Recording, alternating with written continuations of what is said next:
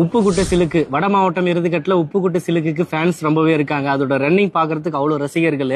நம்ம சினிமாவில் சிலுக்குக்கு இருக்கிற ஃபேன்ஸ் மாதிரி எருதுகட்டில் உப்புக்குட்டை சிலுக்கு நிறைய ஃபேன்ஸ் இருக்காங்க. கிருஷ்ணகிரி மாவட்டம் உப்புக்குட்டைன்ற ஊரில் இந்த மாடு அவங்ககிட்டே பிறந்து வளர்ந்து வருது.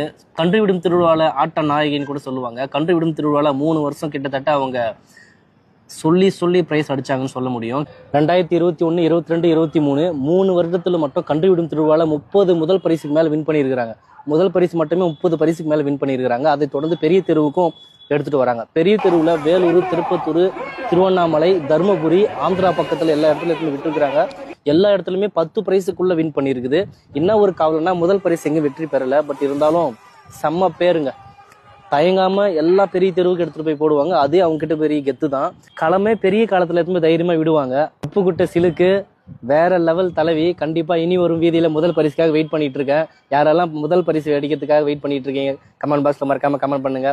அடுத்து ஒரு நல்ல வீடியோ பதிவுல ஒரு சூப்பரான காளையை பத்தி வரலாற பார்க்கலாம். நீங்க எதிர்பார்க்குற காளையோட பேரை மறக்காம கமெண்ட் பண்ணுங்க.